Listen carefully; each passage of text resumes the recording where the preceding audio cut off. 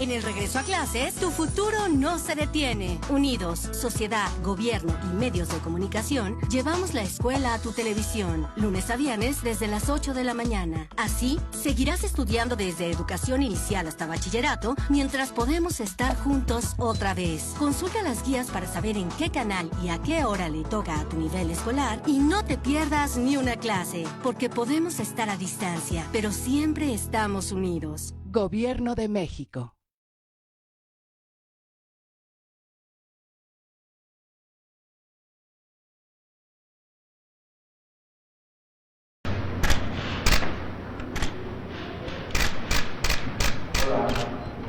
Buenas tardes.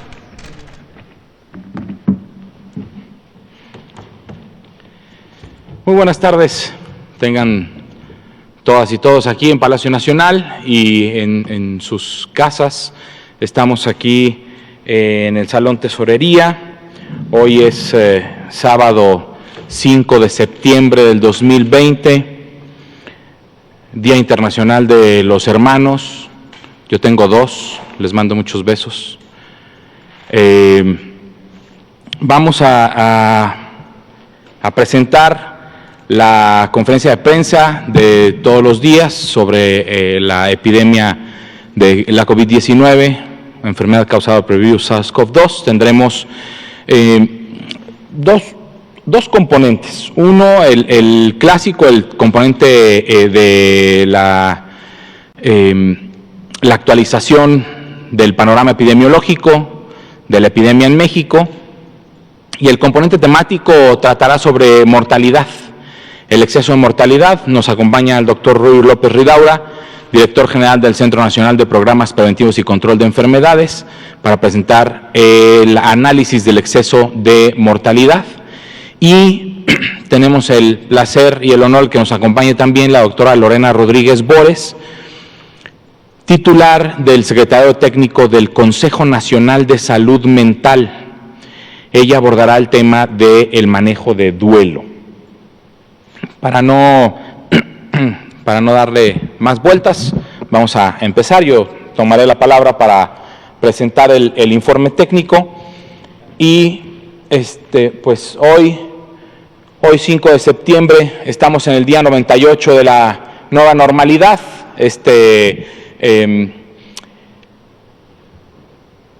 Nueva fase en la que vivimos ahora, analizando y estimando el riesgo local en cada estado después de una jornada nacional de sana distancia.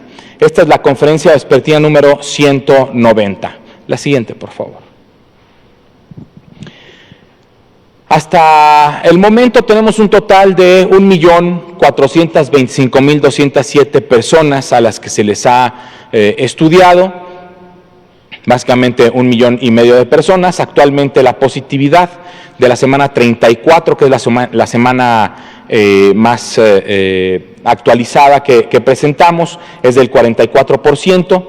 Estamos observando que después de un descenso importante desde la semana 29, 30, 31 y 32, en la 33 y 34 hay un incremento con respecto a la semana 32. Sin embargo, este incremento no ha superado el número de casos totales entre sospechosos, negativos, etcétera, que teníamos en la semana 31. Creo que esto es importante. Esto sucede, normalmente lo hemos observado, empieza un descenso, el descenso nos lleva a un incremento en las actividades socioeconómicas y eso nos puede llevar a un nuevo incremento en el número de casos, o en una meseta que desde mi punto de vista pudiera ser lo que estamos observando en este momento. Hubo un descenso importante en últimas semanas y ahora se detiene dada el incremento de las actividades sociales y económicas. Tenemos un total de 629.409 personas a las que se les ha diagnosticado con una muestra, con un resultado positivo al virus SARS-CoV-2. 709.182 personas no han resultado con una prueba negativa. Hay 86.616 personas que están en diferentes estatus de acuerdo a la prueba de laboratorio. Puede ser que estén esperando un resultado de su muestra, puede ser que ese resultado ya no se vaya a dar, o puede ser que sean personas que se quedan en el estatus de sospechoso porque no se les tomó una muestra para el laboratorio. Recordemos que el Manual de Vigilancia Epidemiológica de Enfermedades Respiratorias Agudas en México determina un porcentaje de personas con caso sospechoso pero ambulatorio a los que no se le toma muestra para vigilancia epidemiológica. Hasta la fecha hay un total de 67,326 personas que desafortunadamente han perdido la vida y se les ha tienen un resultado positivo al virus SARS-CoV-2. Sobre los casos estimados, tenemos un total de 664,619 personas que estimamos tienen o han tenido la enfermedad, de las cuales actualmente la tienen activa, o sea, son las personas de las últimas 14 días, el 7%. Esto representa 43,237 personas. Defunciones estimadas incrementa un poco, son 69,057 personas a las que se estima que han perdido la vida por este virus, de acuerdo a los datos de vigilancia epidemiológica. Y afortunadamente, y lo más importante, 438,754 personas se han recuperado, y tenemos registro de que se han recuperado, dado que hay muchas personas que también han estado en contacto con el virus y que han presentado probablemente síntomas leves y que no han tenido contacto con los servicios de salud, y por lo tanto ese número de personas recuperadas debe ser mayor. La curva de casos estimados se mantiene sin cambio en las últimas semanas, y la curva de personas que han perdido la vida, la curva de defunciones, disminuye paulatinamente desde hace varias semanas. La ocupación hospitalaria, uno de los indicadores que hemos visto que se han mantenido ya a la baja. Tenemos un total de 30,804 camas generales para tratar personas con infección respiratoria aguda grave, pero que no requieren de un respirador mecánico, que no tienen un cuadro crítico. De estas 30,804 camas están disponibles 20,546. El estado con una mayor ocupación hospitalaria de camas generales al momento es el estado de Nuevo León, seguido de Nayarit, Colima e Hidalgo, que tienen estos estados más del 50% de ocupación, el resto es menos del 50%. Esto en total, como pueden ver a la derecha de sus pantallas, representa que tenemos una disponibilidad del 67% de las camas que estaban destinadas a tratar personas con infección respiratoria aguda grave no crítica. Sobre las personas que requieran atención crítica, o sea, que requieren de un respirador mecánico, tenemos un total de 10,375 camas con ventilador en nuestro país, de las cuales el 71% están disponibles. Esto quiere decir que hay 7,376 ventiladores mecánicos que están disponibles en caso de que en alguno de nuestros 32 entidades federativas hubiera necesidad de ocuparse. Los estados, si se fijan, ninguno sobrepasa el 50% de ocupación en las unidades, en las camas de cuidados críticos. Aguascalientes, Colima, Nuevo León y la Ciudad de México son los 4 con mayor ocupación actualmente, 49%, 44% y 42% respectivamente. Muchas gracias. A continuación, el doctor Ruy López Ridaura nos comentará sobre el análisis del exceso de mortalidad. Doctor. Muchas gracias, doctor Ricardo Cortés. Hola, buenas noches. Como comentó ya el doctor Ricardo Cortés, vamos a presentar una actualización de lo que también presenté yo mismo hace como un mes ya, a finales de julio, a principios de agosto, donde presentamos el primer análisis de exceso de mortalidad a nivel nacional, y en aquella ocasión también nos acompañaron un ejercicio similar que se estaba haciendo, que se hizo y que se sigue haciendo en la Ciudad de México, y también nos acompañó el doctor Jean-Marc Gabastú de OPS, dando una perspectiva internacional. En esta ocasión vamos a presentar una actualización de este reporte que además se está convirtiendo ya en un boletín que estará pronto a publicarse, entre mañana o pasado mañana ya estará en su edición publicada dentro de la página de coronavirus y será un reporte que ya actualizaremos de manera periódica. Como se comentó desde aquella ocasión, este es un ejercicio que se realizó por un grupo interinstitucional y pues, mi más profundo agradecimiento por este grupo, en donde además de la Secretaría de Salud, la Subsecretaría, con la participación de la Dirección General de Epidemiología, nosotros en el SENAPRESE, la Dirección General de Información en Salud, también tenemos la participación muy importante del Instituto Nacional de Salud Pública, que son los que han estado dando el seguimiento puntual de la metodología y el desarrollo gráfico de todas las estimaciones, y con el apoyo muy importante de RENAPO, que es quien ha ofrecido el poder utilizar los datos de las actas de defunción, y la colaboración también con CONAPO, INEGI y la Organización Panamericana de la Salud, y además del IMSS, que dentro de este grupo interinstitucional pues, cada semana hemos estado revisando los datos para tener una mayor precisión. La siguiente, por favor. Quiero recordar un poco cómo es la evolución de los certificados de defunción y por qué el análisis utilizando la base RENAPO es la que en este momento nos es de mayor utilidad para tener de una manera más pronta los resultados.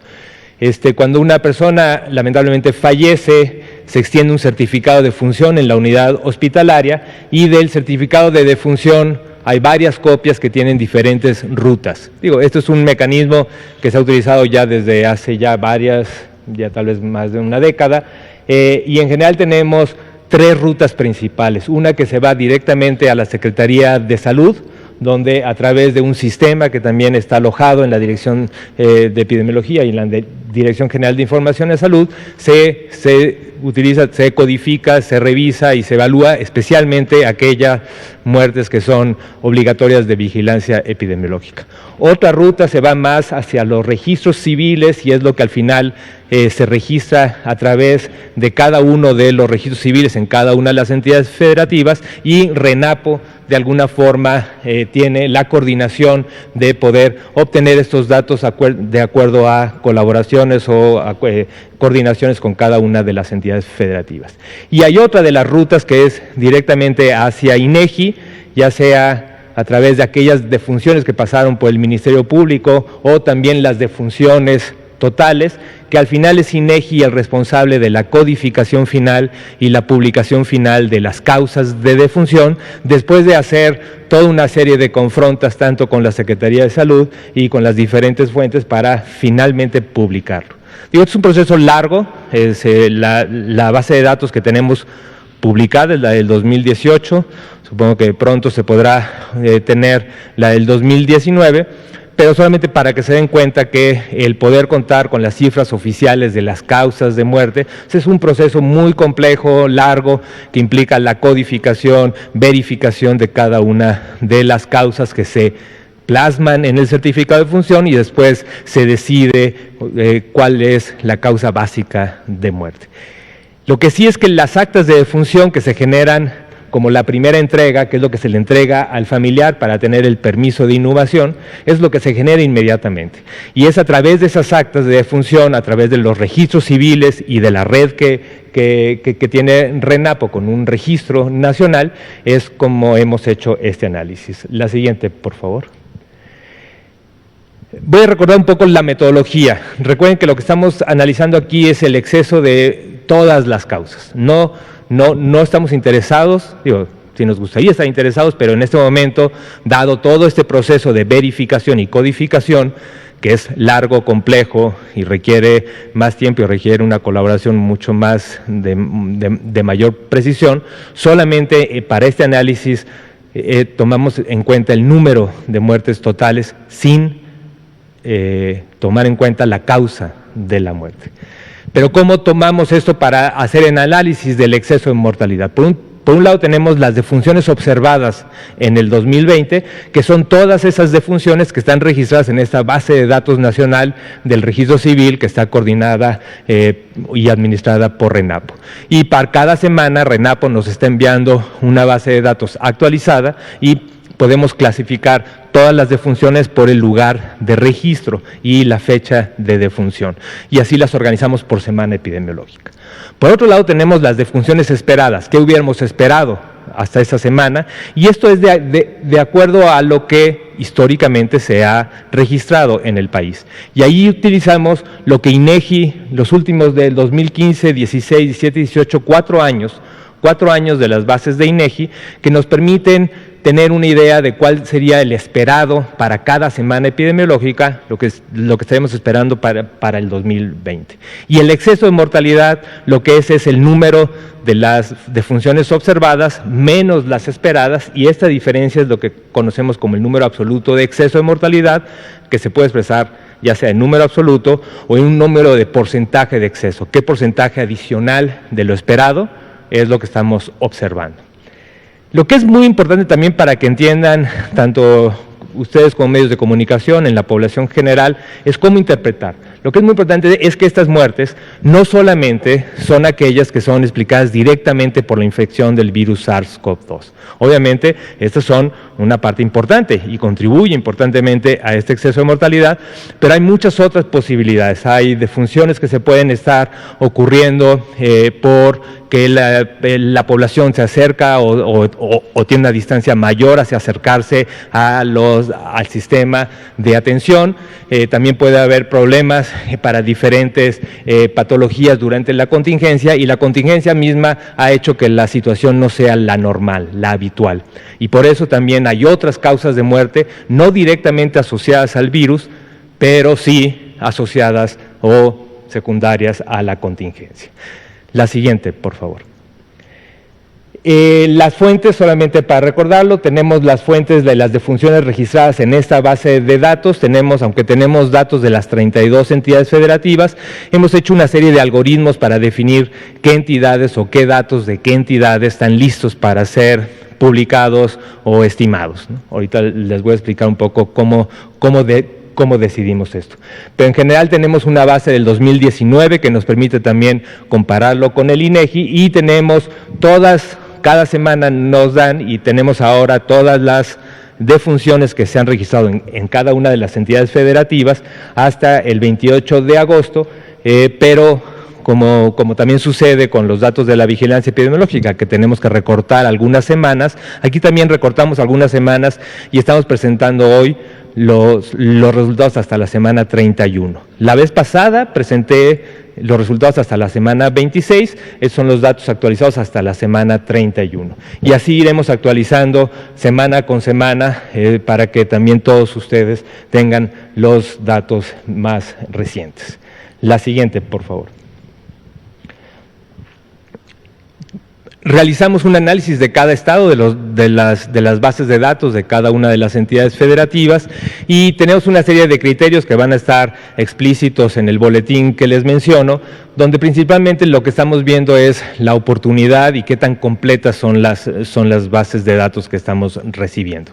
Si vemos que hay una entidad federativa que ha tenido un retraso en subir la información de los registros civiles de los estados a esta red o a esta plataforma que tiene RENAPO, pues con este estado esperamos hasta que vaya completando un número suficiente y hasta que tenga un 85% de lo que se espera y está bien definido en el boletín para que este estado pueda ser incluido. En este boletín estamos incluyendo 24 entidades federativas que están aquí enlistadas, y estamos dejando fuera 8 entidades que en el día de hoy, en el boletín que vamos a publicar en estos días, no van a estar. Son Chiapas, Durango, Guerrero, Michoacán, Nayarit, Oaxaca, Tabasco y Yucatán. Y estamos trabajando, y RENAPO ha estado trabajando con cada una de esas entidades para tratar de incorporarlos en boletines subsecuentes. La siguiente, por favor. Esta es la gráfica principal, y como se interpreta esta gráfica, son las semanas epidemiológicas, y esto es el número de defunciones. Lo que van a ver en estas líneas de colores son lo esperado y se califica por percentiles. Es una distribución de las defunciones esperadas con estos 4 años, 2015, 16, 17, 18, con las bases de INEGI, y esto es lo que esperaríamos hasta el percentil 90, que es nuestro umbral para que a partir de ahí definamos que este es un número de exceso de muertes. Y la línea negra es las observadas en el 2020, donde claramente, como se puede ver, tenemos un exceso importante de muertes, y también podemos ver la tendencia en la semana 31, ya se empezaba a ver, cosa que se ha seguido observando en las semanas subsecuentes, pero por precaución para que esta tendencia no esté posiblemente afectada por en registros que todavía no se completan, por eso solamente presentamos al día de hoy la semana 31.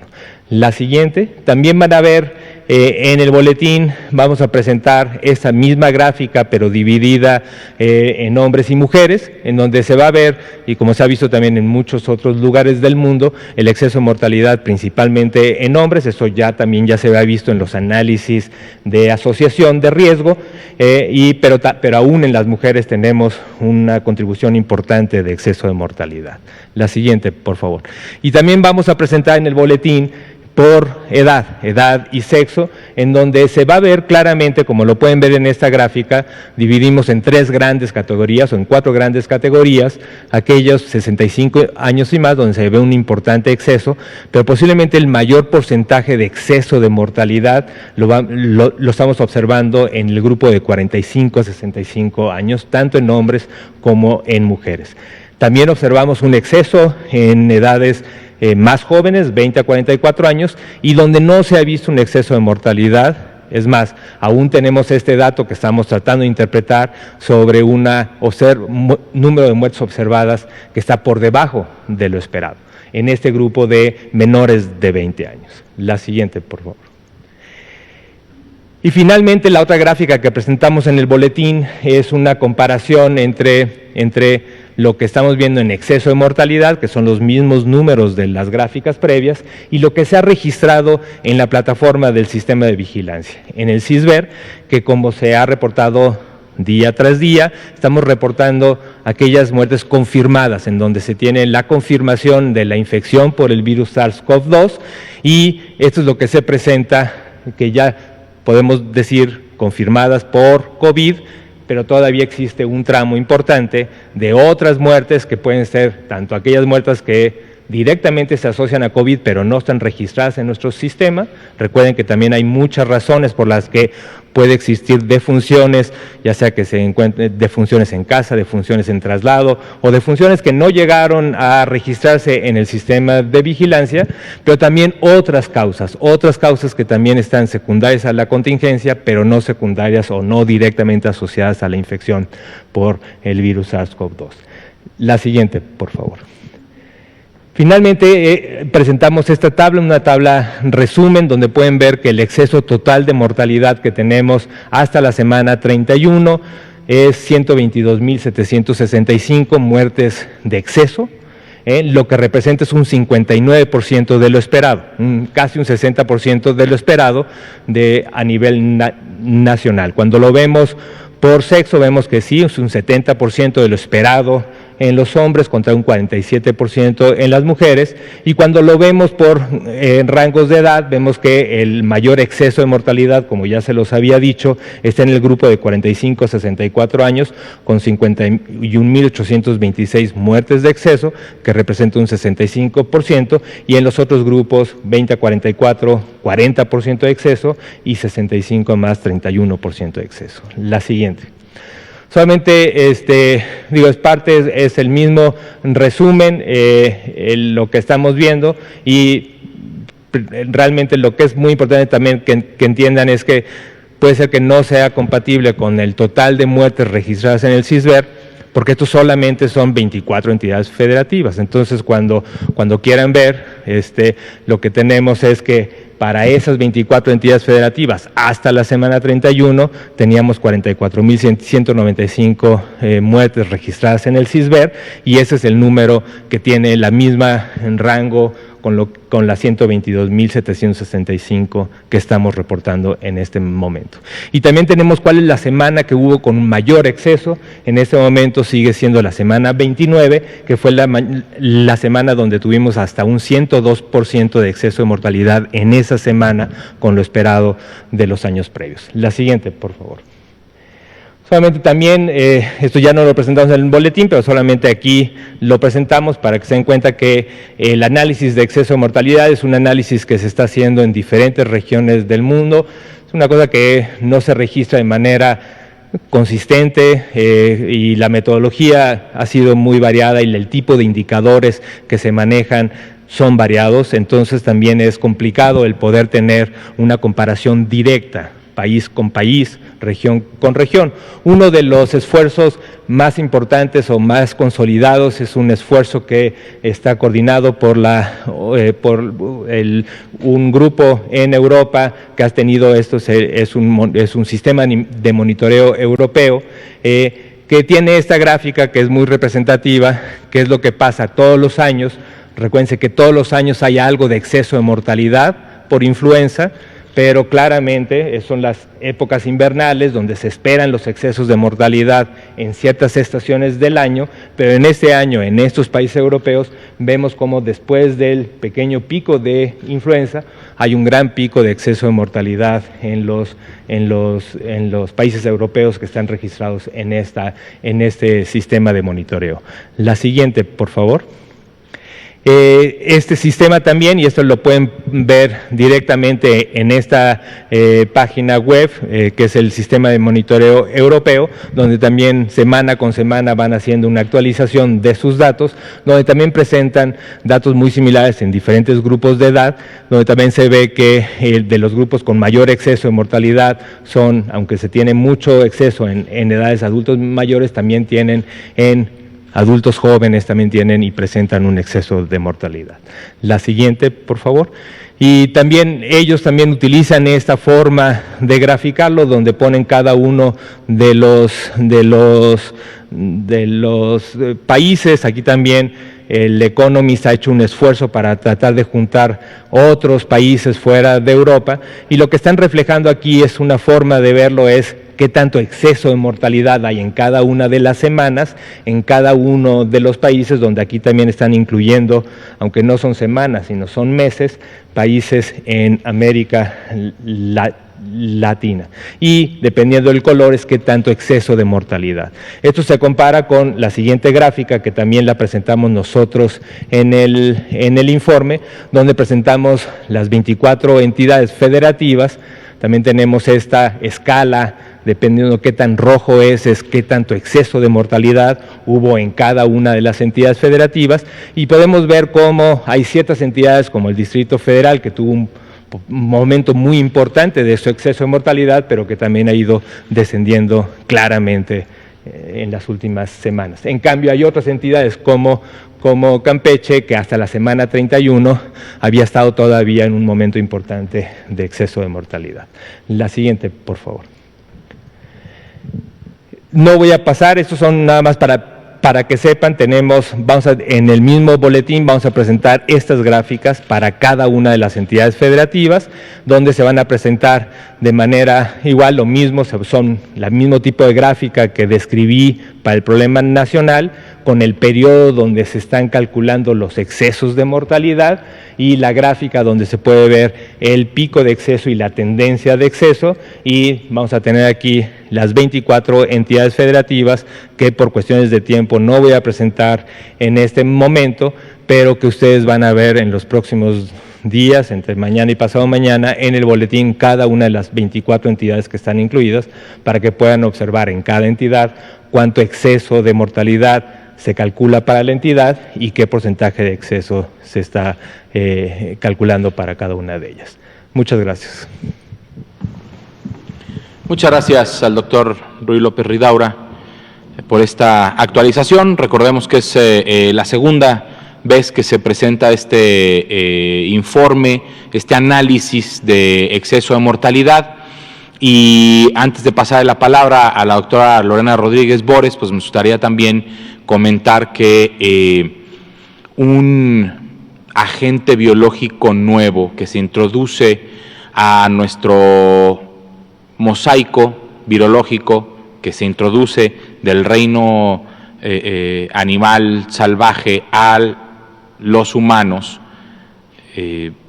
siempre va a provocar un exceso de carga de la enfermedad, como lo estamos viendo muy claramente, y un exceso de carga de mortalidad, como también lo acaba de presentar el doctor Ruy López Ridaura. Lo que quisiéramos y lo que pretendemos es que esta carga sea lo menor pesada posible. Doctora Lorena Rodríguez Bores, titular del Secretariado Técnico del Consejo Nacional de Salud Mental. Muchas gracias.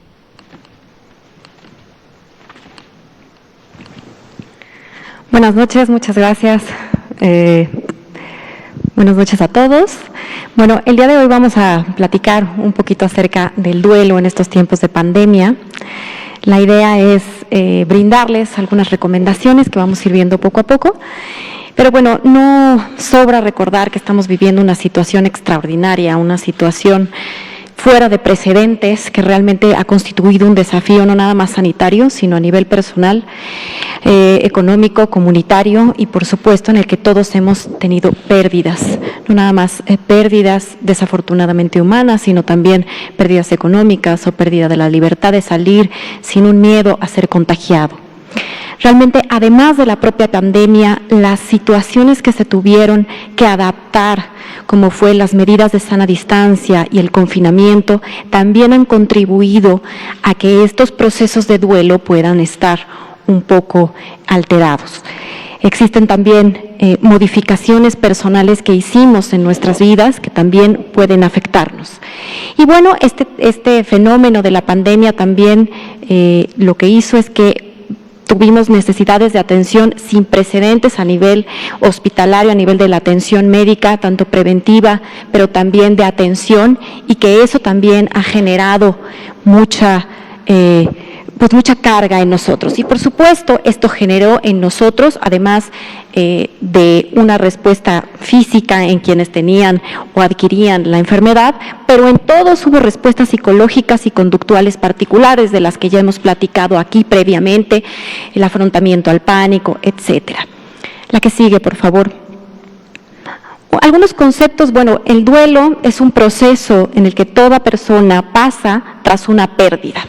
Pérdida, como decía yo, no nada más una pérdida de un familiar, una pérdida de una persona, sino también pérdidas múltiples. Sin embargo, en esta ocasión vamos a ver que estamos viendo y estamos ante un hecho en el que este exceso de mortalidad, como ya se acaba de explicar, pues hablamos de que hay muchas personas que han fallecido, que hay familias que tienen que pasar por este proceso específicamente. Y aunque es un proceso esperado, y quiero recalcar esperado, no normal, porque normal es un concepto pues muy estadístico, es un proceso esperado, no le quita lo doloroso y no le quita lo que en algún momento temporalmente es incapacitante.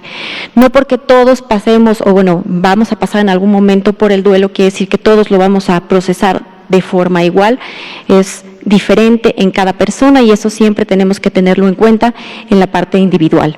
Generalmente se resuelve sin dificultades, sin embargo en algunas situaciones particulares puede presentarse algo que llamamos un duelo complicado o que puede detonar algún problema si existen vulnerabilidades previas, pues puede detonar algún tipo de problema de salud mental.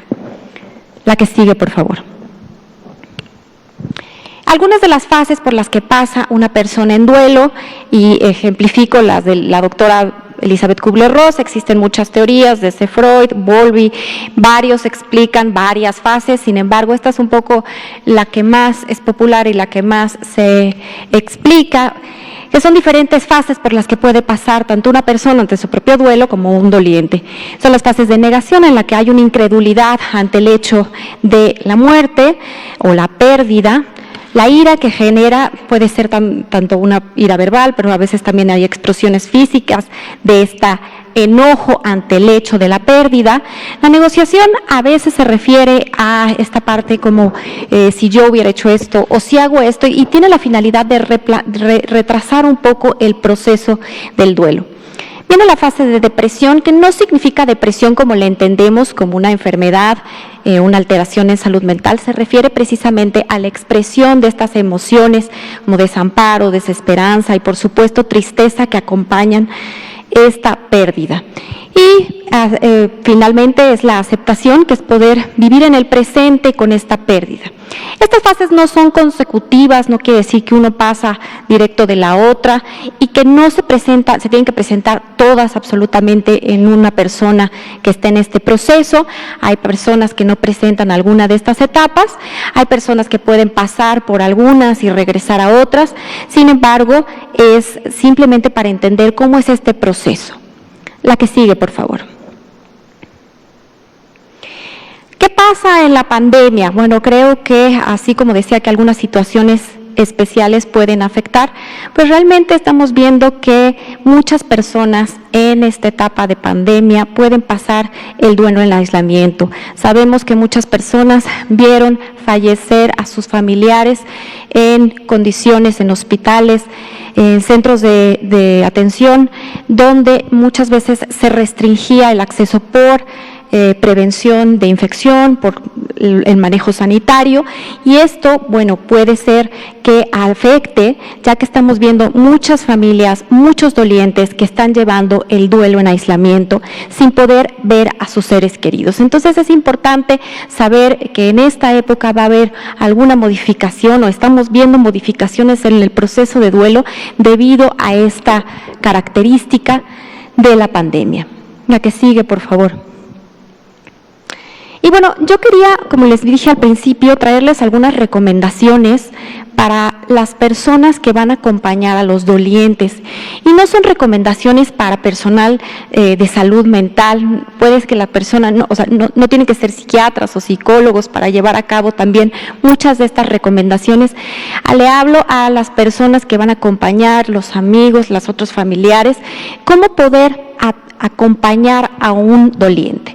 En el caso de los tiempos, me refiero a los tiempos de intervención con el doliente, es decir, el primer tiempo estamos hablando de los momentos inmediatos a la pérdida de un familiar. Y lo primero que es importante es tratar de transmitir nuestro apoyo.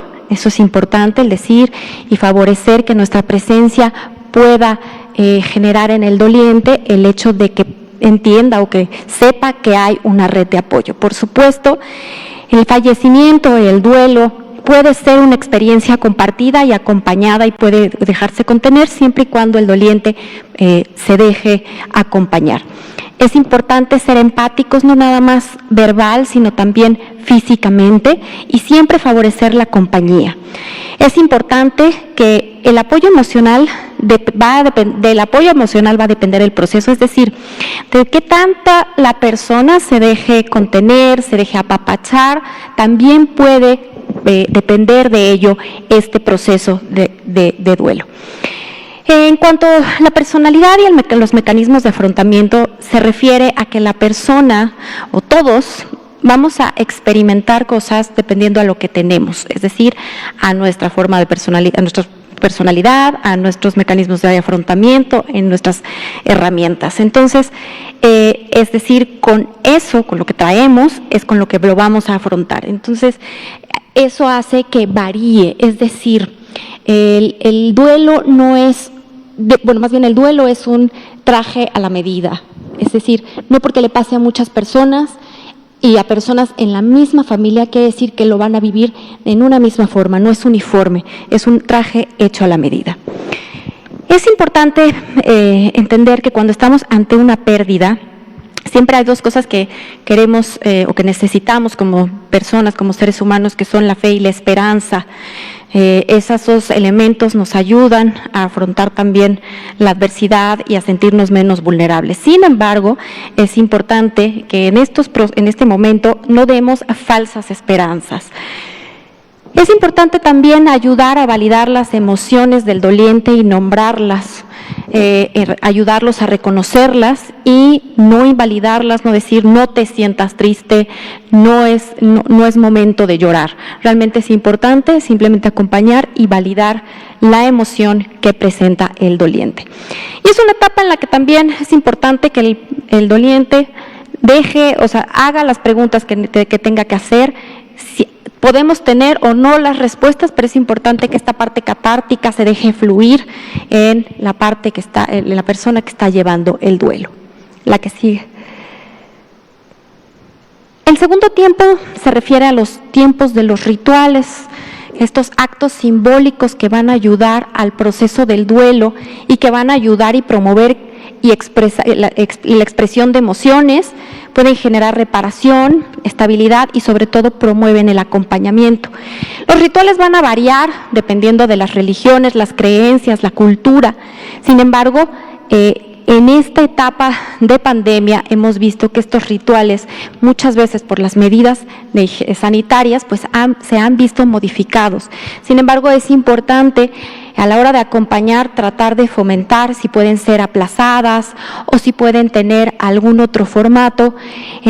Por ejemplo, en algunas familias se hacen encuentros virtuales, se pueden utilizar las redes sociales para recibir apoyo y condolencias. Es importante que hay otras técnicas, las que llamamos técnicas narrativas, que es escribir cartas, es un buen ejercicio, promoverlo, hacer álbumes, dibujos, inclusive videos. Y en esta etapa se puede querer estar solo y es importante dejar a la persona que lleva el duelo, dejarlo solo, siempre y cuando recordándole que no va a ser un tema de que se va a aislar. Es decir, siempre recordarle que hay una red de apoyo para acompañarle. La que sigue. Y bueno, el tercer tiempo es más bien después, cómo la persona va a aprender y va a integrarse a sus actividades, a sus tareas previas e integrar este proceso de duelo a su vida cotidiana. El duelo realmente no es fácil, no es rápido y realmente la duración y la intensidad va a depender también de muchos factores psicosociales. Pero es importante que en ese momento y en esa etapa se aliente y se valide los esfuerzos para poder procesar y elaborar el duelo. Es importante que en esta etapa es importante decirle que no se debe de abandonar, es clave en este momento el autocuidado, no dejar sus rutinas, no alimentarse bien, hacer ejercicio y sobre todo si existe la posibilidad de que esté habiendo algo que cruza ya un horizonte y que pueda haber algunos signos de alarma, siempre se puede pedir ayuda, siempre se puede extender la mano y siempre se puede recurrir a los servicios en caso de que se necesite. Sin embargo, en la mayoría de los casos se resuelve sin complicaciones. Pero esta es una tabla como recomendaciones de qué no decir. Generalmente decimos estas frases bien intencionadas y repito, generalmente es muy bien intencionado. Sin embargo, a veces estas frases lo que hacen es que o invalidan la expresión de emociones o generan culpabilización o son realmente puntos resolutivos que en ese momento realmente no aportan nada o no aportan mucho para el doliente. Entonces es importante mejor, la que sigue, tratar de, la que sigue por favor. Bueno, es importante más bien siempre promover el acompañamiento. Ahora, nadie sabe qué decir, ni nadie tiene la palabra correcta, ni existe la frase mágica que va a aliviar el dolor de una persona en duelo. Eso es importante. Sin embargo, sí hay algunas palabras que pueden aliviar, pero no alivian el dolor, sino más bien fomentan esta parte de que no se sientan solos en un momento de acompañamiento. Y como en muchos otros momentos en la vida, a veces hablan más las acciones que las palabras. Entonces, a veces simplemente el estar presentes ayuda más, o a veces algunos actos como llevar comida, ayudarle al cuidado de los hijos, ayudar en algún trámite, ese tipo de acciones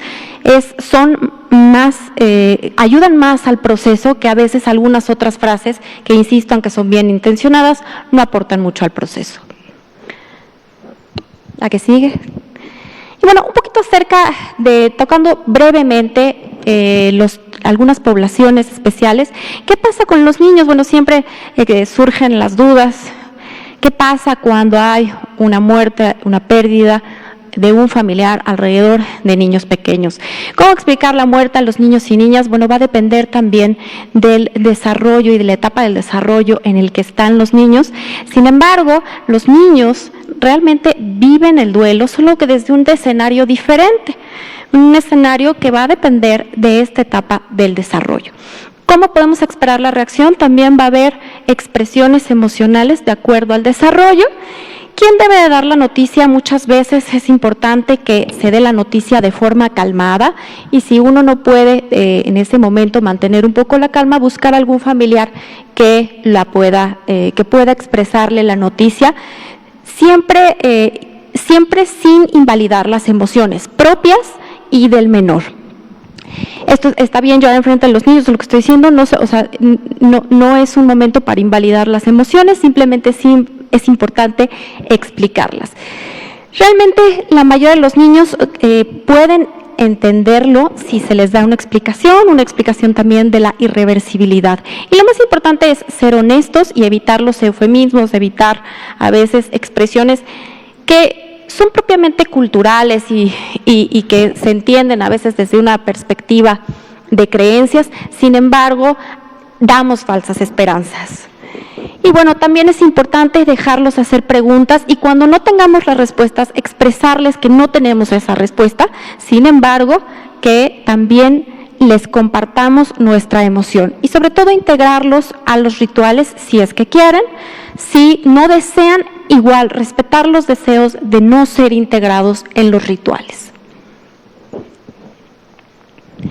Existen en ellos también las técnicas narrativas, también fomentar esto de realizar álbumes o una caja de recuerdos, o realizar pequeños cortometrajes o leer cuentos.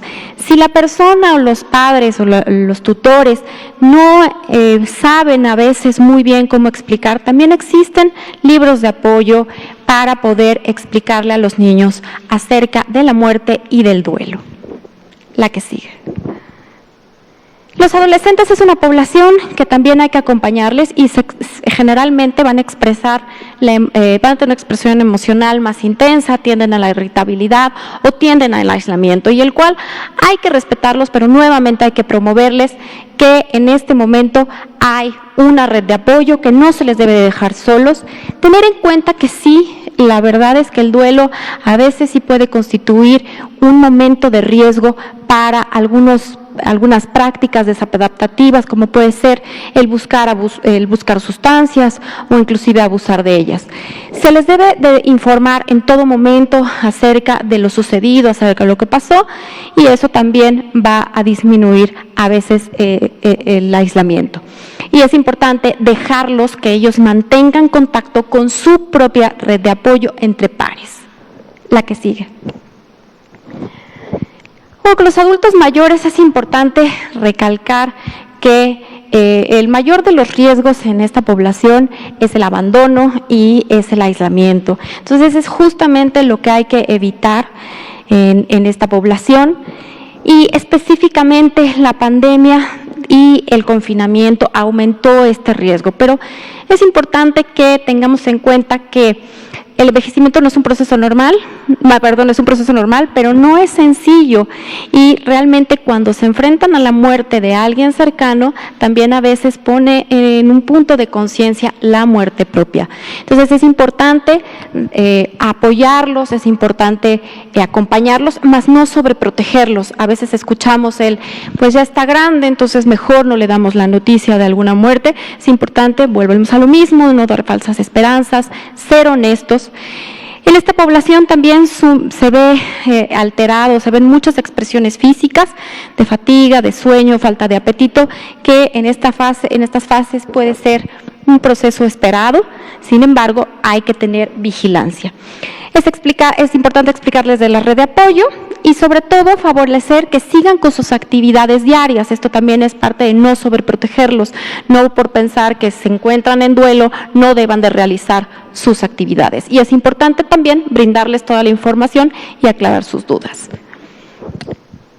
La que sigue, y finalmente, bueno, en las personas con enfermedades preexistentes y o discapacidad, es importante saber que el duelo puede constituir, no es siempre, no es una regla, pero puede constituir un riesgo para empeorar su condición médica, ya sea física o mental, y puede darse un incremento de síntomas o inclusive la aparición de nuevos síntomas. Entonces es importante estrechar la vigilancia, inclusive con el personal de salud, evitar que se aíslen y sobre todo también fomentar la adherencia terapéutica. Es importante que tomen sus medicinas, que vayan a su consulta en caso de necesitarlo. Y bueno, también para las personas que tienen alguna otra discapacidad, entender que tienen las mismas reacciones, pero es importante que se les favorezca la comunicación dependiendo de sus necesidades y sobre todo mantener las rutinas para poder brindar estabilidad. Y finalmente, siempre promoviendo aquí el hecho de que si esto no empezamos a ver que hay señales de alarma, que sí se necesita y que se necesita pedir ayuda, siempre está la línea de la vida, está el 01800-911-2000, que además está conectada con otras líneas, y en el micrositio se encuentra el directorio de otras líneas de ayuda de instituciones, tanto públicas, universitarias y de la sociedad civil, que están brindando en este momento de la pandemia apoyo y acompañamiento. Muchas gracias. Muchas gracias, doctora Lorena Rodríguez Bores. Son las 19:50. Antes de pasar a preguntas y respuestas, los duelos los vivimos todos los días.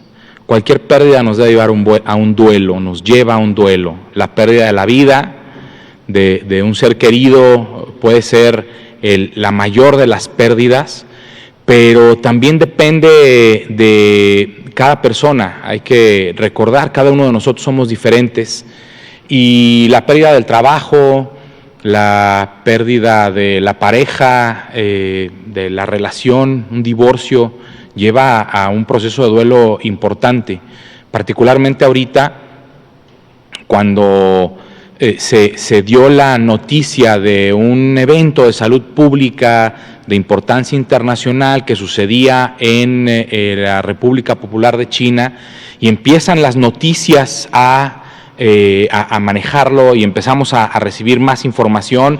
Empezamos a tener un proceso de duelo como personas y como país, porque perdemos la salud pública también.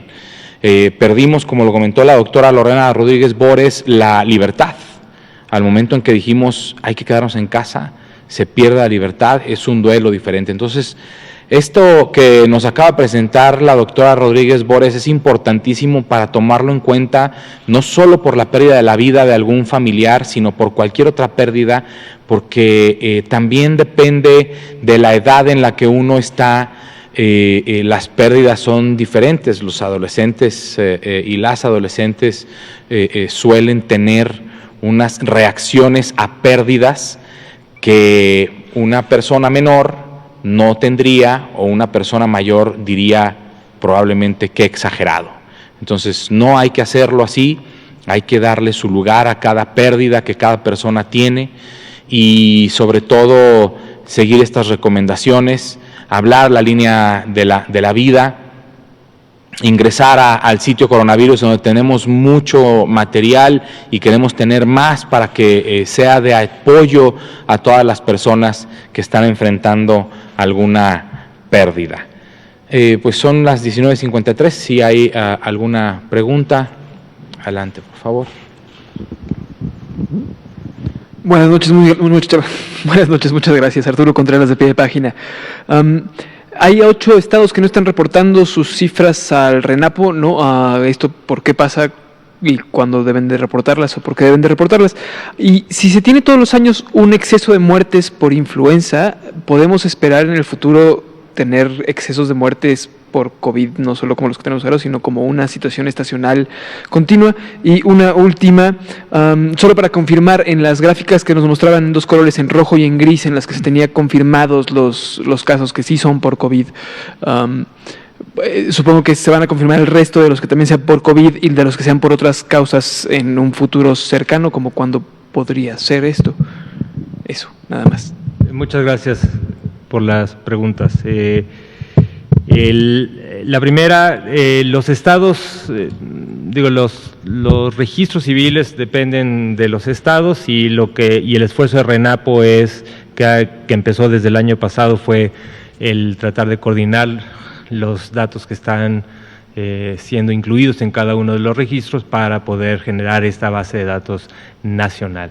Eso es un esfuerzo enorme que RENAPO está haciendo con cada una de las entidades federativas y el problema de cómo a partir de un acta de función, cómo se genera una base de datos en el registro y ese registro cómo se valida y después pasa a un registro nacional, pues puede tener varias barreras. Entonces, se está trabajando, no es un problema específico con alguna entidad, sino que esto es un esfuerzo continuo y espero que pronto estas entidades vayan incorporando una información más actualizada para que se puedan incluir a nivel nacional.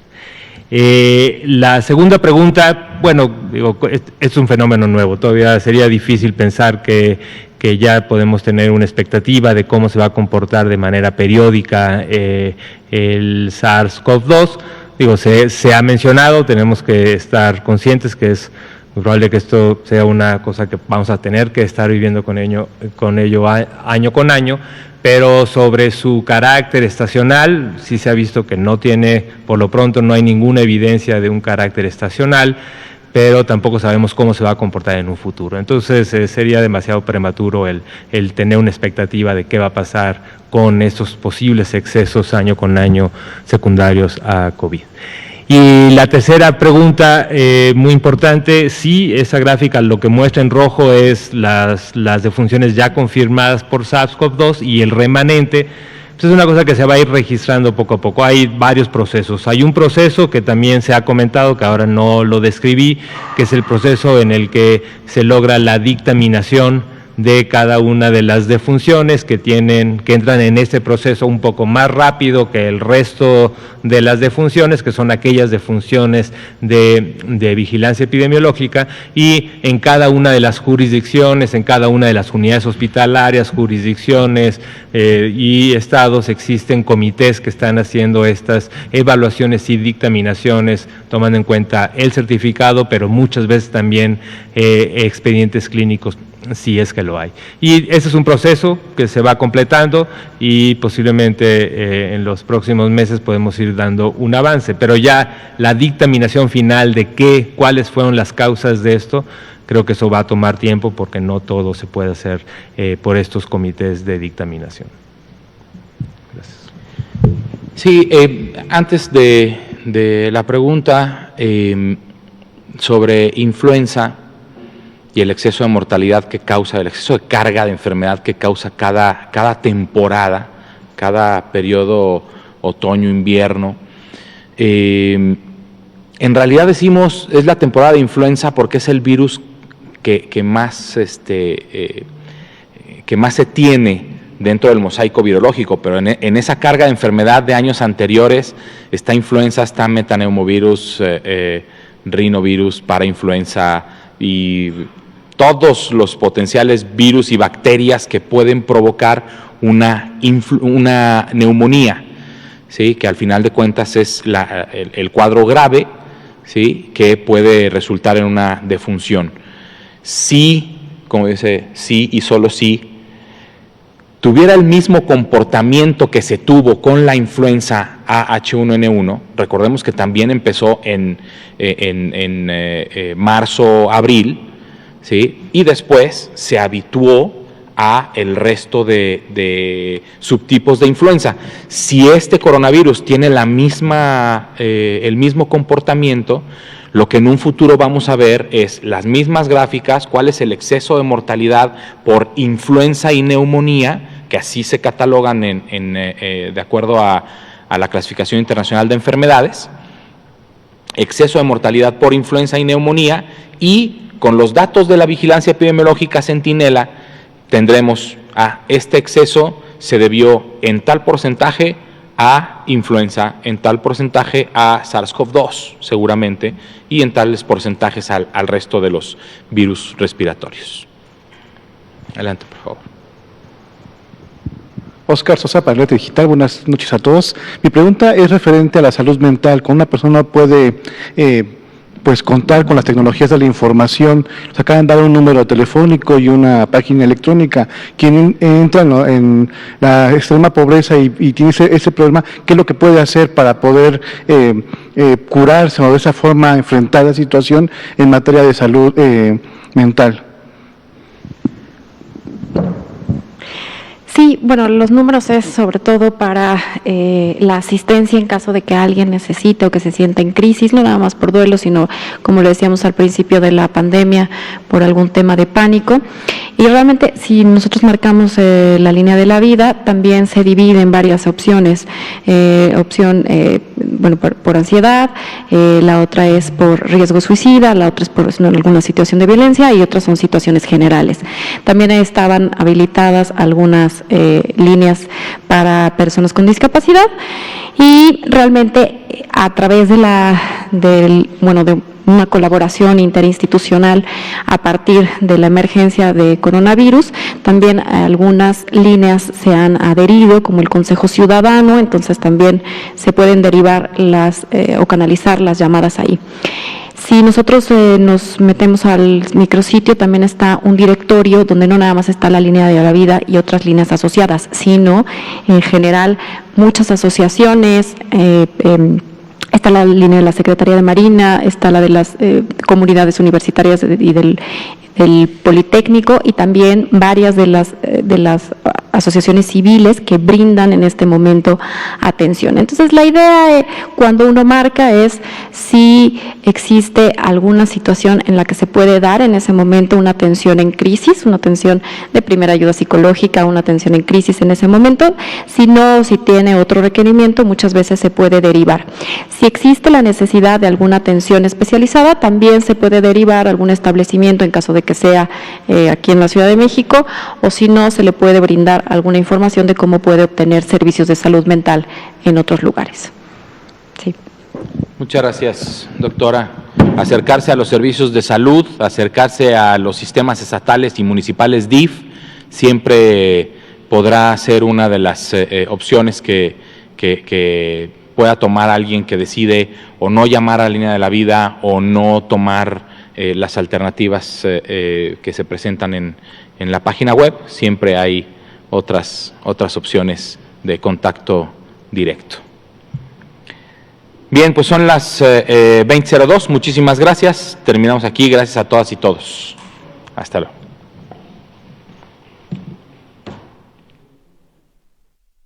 Poco a poco vamos pacificando al país. Es otra estrategia.